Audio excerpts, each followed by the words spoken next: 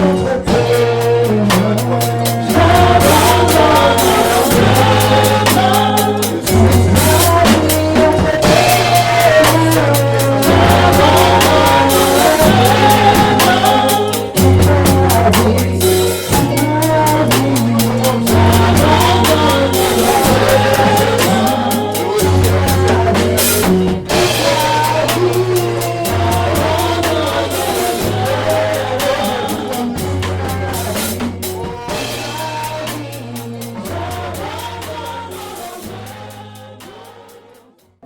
Nous continuons toujours dans le grand thème que le frère Maxime avait commencé sur la louange et l'adoration. Et j'aime bien ce que le Seigneur fait parce que c'est le même esprit. Généralement, lorsque j'entends les chants que la chorale entonne, alléluia, cela me confirme, alléluia, ou cela encore me donne beaucoup plus de conviction et de confirmation sur ce que je veux partager, alléluia.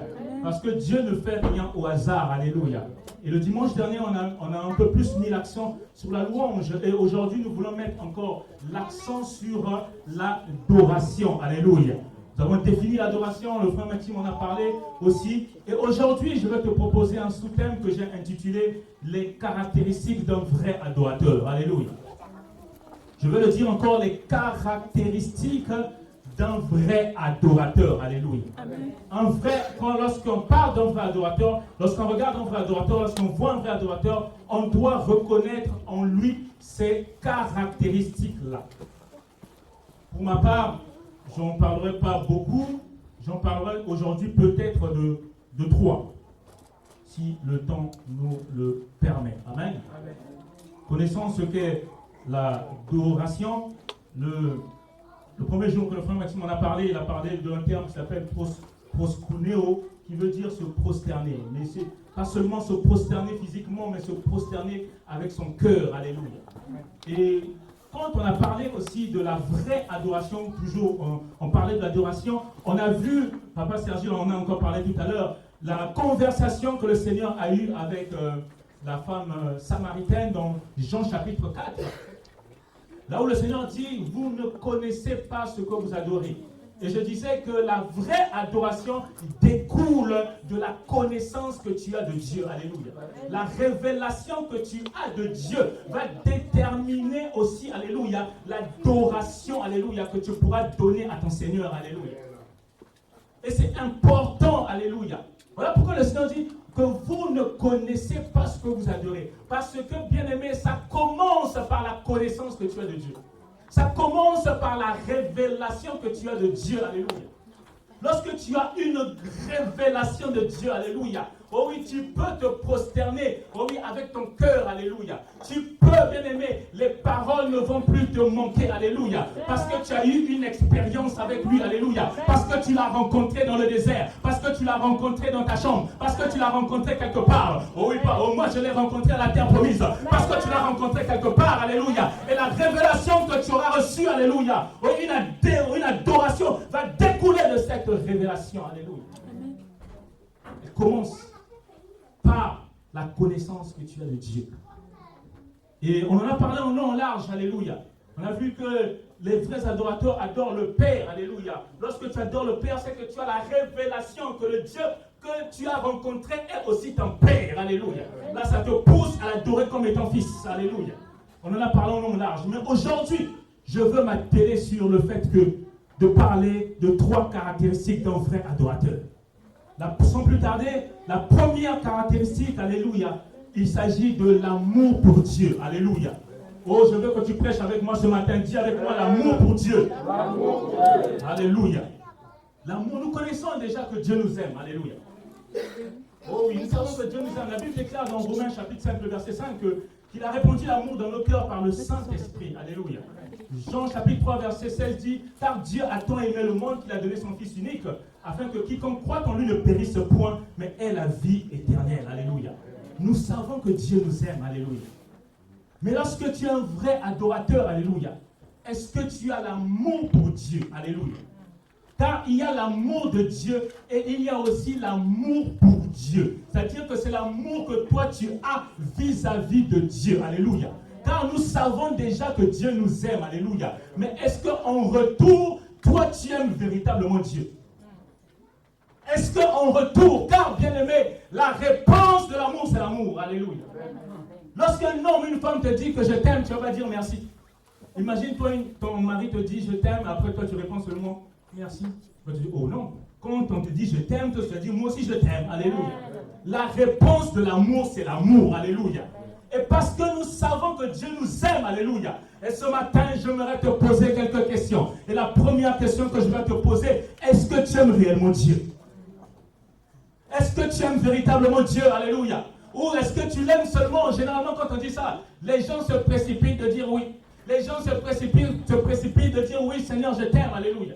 Mais quand on regarde les Écritures, on regarde le premier verset que la sœur va nous donner dans Jean chapitre 21. Le verset 15, alléluia.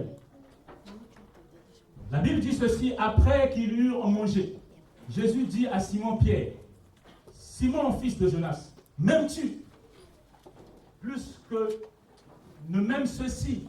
Il répondit, oui Seigneur, tu sais que je t'aime. Jésus lui dit, paie mes agneaux, alléluia. Au verset 16, il lui dit, une seconde fois, Simon, fils de Jonas, m'aimes-tu? Pierre lui répondit, oui Seigneur, tu sais que je t'aime. Jésus lui dit, paie mes brebis. Au verset 17, il lui dit pour la troisième fois, Simon, fils de Jonas, m'aimes-tu? Regardez la réaction de Pierre. Pierre fut attristé de ce qu'il lui avait dit pour la troisième fois. M'aimes-tu? Et il lui répondit, Seigneur, tu sais toutes choses. Tu sais que je t'aime. Jésus lui dit, paie mes brebis. Alléluia. Amen. Bien-aimé, l'amour. Regardez, le Seigneur dit à Pierre, m'aimes-tu? Et à chaque fois, il lui dit, pour la première fois, il dit, Pierre, paie mes agneaux. Alléluia. Après, il lui dit, paie mes brebis. Après, il lui dit encore, paie mes brebis. Alléluia. Je ne veux pas encore aujourd'hui vous embêter avec les termes étymologiques. Alléluia. Je vais vraiment dans le sens de mon message. Alléluia. L'amour qu'on a pour Dieu. Alléluia. Elle consiste à aimer le Seigneur réellement. Alléluia. Quand tu aimes Dieu, alléluia, tu vas aimer son service. Lorsque tu aimes Dieu, alléluia, tu vas aimer les choses de Dieu, alléluia. Lorsque tu aimes Dieu, tu vas l'aimer de tout ton cœur, alléluia. Un vrai adorateur est un amoureux du Seigneur, alléluia. Un vrai adorateur est un amoureux de Dieu, alléluia. Oh, regardez la comparaison lorsque les hommes sont amoureux. Lorsqu'une femme est amoureuse, alléluia, bien-aimée, elle passe du temps avec son fiancé. Elle est capable de ne pas compter le temps. Elle est capable, bien-aimée, d'être sur le téléphone en train d'écrire des messages.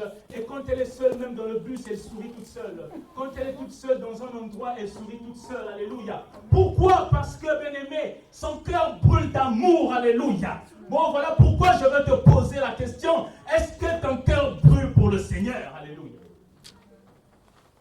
Lorsqu'un homme est amoureux, il est capable de faire des kilomètres. Il est capable, il y a quelqu'un que je connais qui quittait la gare de Gisors. Il va jusqu'à Montero. Pas avec les bus directs, mais avec les bus qui font tous les arrêts. Il quitte Gisors là-bas, presque en province là-bas, et il va jusqu'à Montero. Et ça ne le dérange pas. Parce qu'il est poussé par l'amour. Lorsque tu aimes Dieu, alléluia, tu vas passer le temps avec lui, alléluia. Il y a certains ici, ça les étonne même, alléluia, bien-aimé. C'est normal, tu n'aimes pas Dieu. Lorsque tu aimes Dieu, bien-aimé, tu passes du temps avec lui, alléluia. Lorsque tu aimes quelqu'un, tu passes du temps avec lui, c'est normal. Et lorsque tu aimes Dieu aussi, tu passes du temps avec lui, alléluia. Il y a des gens ici, depuis qu'il avait prié dimanche dernier, c'est encore aujourd'hui seulement qu'il vient encore prier, alléluia. C'est la raison pour laquelle, oh my God, Seigneur, aide-moi à prêcher ce message.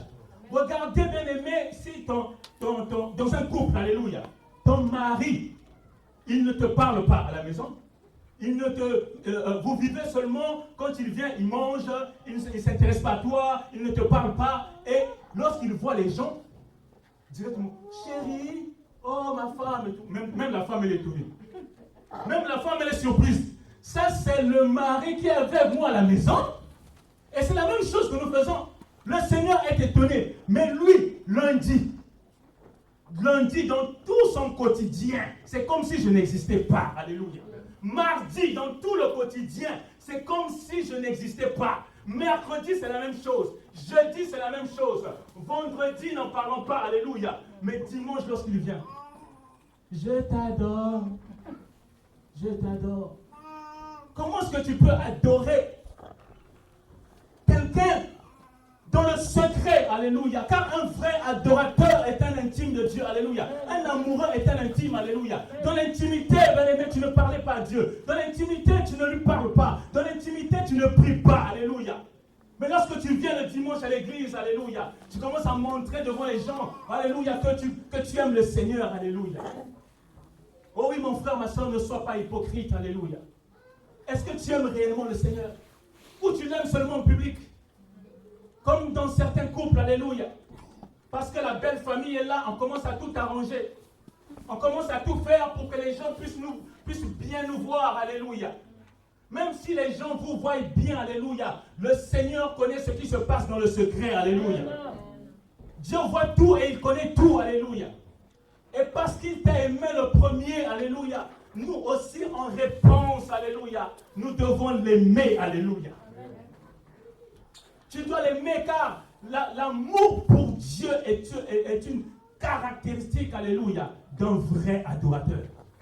Bien-aimé, dans ces trois caractéristiques, alléluia, si tu ne te retrouves pas, alléluia, c'est que tu n'es pas un vrai adorateur. Et j'aimerais que tu ne sois pas hypocrite, alléluia. Mais que tu puisses véritablement chercher le Seigneur, alléluia. Car la réponse de l'amour, c'est l'amour. Quand tu aimes Dieu, tu vas passer du temps avec lui. Quand tu aimes Dieu, alléluia, tu vas aimer les choses de Dieu. Quand tu aimes Dieu, alléluia, tu es prêt à faire des kilomètres pour Dieu, alléluia. Quand tu as la voiture, tu sers Dieu. Quand tu n'as pas la voiture, tu sers Dieu. Quand tu as les transports, tu sers Dieu. Quand il n'y a pas les transports, tu sers Dieu. Même s'il y a des travaux, tu sers Dieu. Parce que, bien-aimé, ça ne dépend pas des transports, alléluia. L'amour que tu as pour Dieu dépasse, alléluia. Oh oui, tous les travaux qu'il peut avoir sur la RATP, la NCSF, alléluia, excusez-moi, alléluia. La SNCF. Ton amour que tu as pour Dieu, c'est capable de franchir les obstacles, alléluia. Pourquoi? Parce que tu aimes Dieu. L'une des caractéristiques d'un frère adorateur, c'est l'amour qu'il a pour Dieu, alléluia. Les hommes et les femmes peuvent reconnaître que cet homme aime Dieu. À cause de ce qu'il fait pour Dieu, alléluia.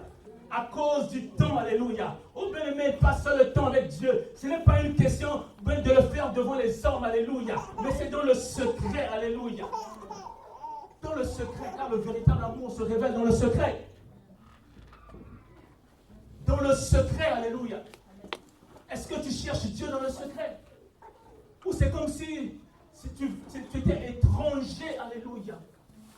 Est-ce que dans le secret, alléluia, oh oui, tu reconnais que tu aimes Dieu? Est-ce que ça brûle dans ton cœur, alléluia? Est-ce que ça t'arrive, alléluia, tu es à la maison, tu as des conversations, tu parles de certains projets. Il y a certains, quand je dis ça, ça les étonne, alléluia. Mais si tu peux avoir des projets avec ta femme, tu peux avoir des projets avec des frères et des sœurs, comment tu n'auras pas des projets avec Dieu? Ou vous parlez de son œuvre. Il y a certains, ça les choque. Oui, bien aimé, quand tu aimes Dieu, tu vas aimer son œuvre. Quand tu aimes Dieu, tu es un intime de Dieu. Il va te partager ce qu'il brûle dans son cœur. Alléluia. Est-ce que tu aimes Dieu? Est-ce que tu as l'amour pour Dieu? Alléluia. Les gens sont prêts à faire beaucoup de choses.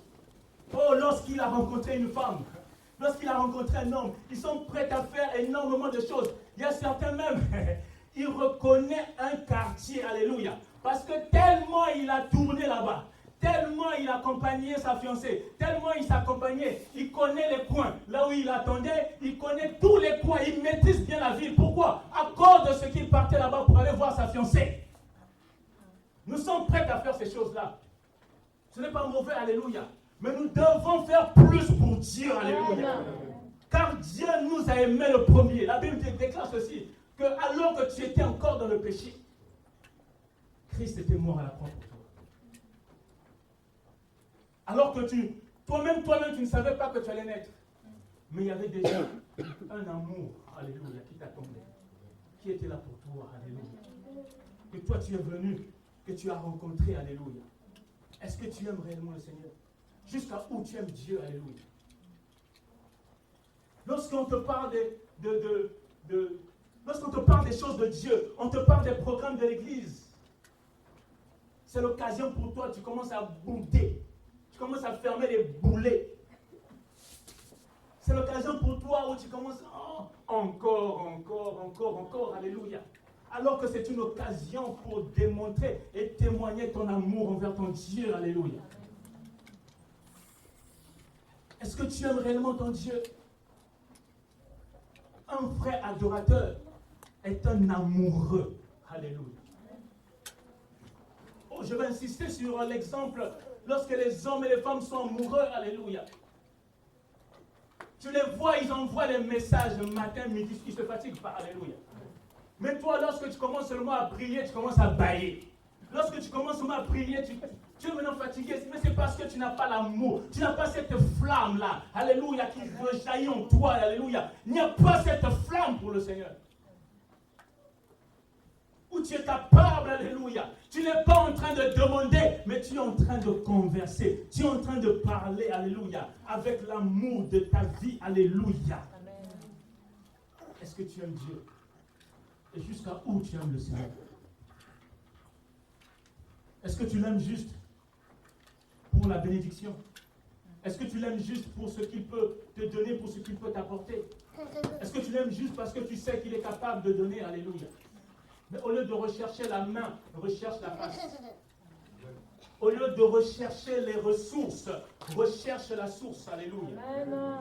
Car si et seulement si tu as la source, tu auras automatiquement les ressources. Alléluia. Au lieu de rechercher les dons, recherche le donateur. Alléluia. Parce que si tu as le donateur, automatiquement tu as les dons. Alléluia.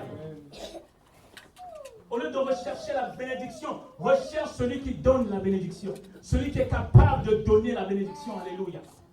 Parce que si tu as celui qui donne la bénédiction, automatiquement tu as la bénédiction. Oh oui, ce matin, je suis venu te défier par rapport à ton amour pour Dieu. Alléluia. Oh oui, pour certains ici, lorsque tu t'es converti, tu aimais le Seigneur, tu étais zélé pour les choses de Dieu.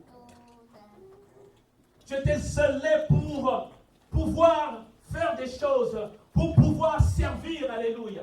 Mais pendant que le temps est passé, alléluia, ton amour a commencé à se refroidir. Alléluia. Et ce matin, je suis venu t'encourager, alléluia, à ce que tu puisses retrouver ton premier amour, alléluia. Ou lorsque tu servais le Seigneur, alléluia, il n'y avait pas autre chose qui comptait. Il n'y avait que lui qui comptait pour toi, alléluia. Je t'ai dit, alléluia. Oh oui, lorsque tu le mets en avant, alléluia. Lorsque tu fais de lui ta priorité, alléluia. Il va prendre soin de toi, alléluia. Il va s'occuper de toi, alléluia. Parce que c'est un papa responsable, alléluia. Lorsque tu as le donateur, eh bien tu auras les dons, alléluia. Voilà pourquoi, alléluia. Si tu as perdu ton premier amour, tu dois retrouver tu dois retrouver ton premier amour ce matin, alléluia. Car le Seigneur, alléluia, oh, il m'a mis à cœur de te parler, alléluia, afin que tu puisses revenir à ton premier amour, alléluia. Où sont parties tes premières œuvres, alléluia, où tu chantais tout seul, même à l'arrêt de bus. Alors que tu étais à pied, tu chantais. Alors que tu avais la galère, tu chantais. Alors que tu avais la galère, tu prêchais. Alors que tu avais la galère, tu évangélisais. Alors que tu avais la galère, alléluia. Tout ce qui était en train de te motiver, c'était l'amour que tu avais pour ton Dieu, alléluia. Aujourd'hui, où est parti cet amour? Aujourd'hui, où est parti cet amour, alléluia? Le Seigneur t'interpelle ce matin, alléluia, afin que tu puisses revenir à ton premier amour, alléluia. Parce que lui t'aime toujours, alléluia. Il t'aime d'un amour éternel, alléluia. Mais toi en retour, alléluia, Est-ce que tu l'aimes véritablement? Au fur du temps, alléluia. Oh, le Seigneur a commencé à te bénir. Le Seigneur a commencé à te donner beaucoup de choses, alléluia. Et tu as commencé à plus privilégier ces choses, alléluia. Au lieu de privilégier d'abord ton Dieu qui t'a donné ces choses, alléluia. Et pour certains, ce sont les difficultés, alléluia. Oh oui, Paul, que rien ne puisse te séparer de l'amour du Christ, alléluia. Ni la difficulté, ni les problèmes, alléluia. Mais ton amour pour Dieu doit continuer, alléluia. Continuer pour Dieu, alléluia. Parce que Dieu t'aime. Oh, merci Seigneur pour ta grâce.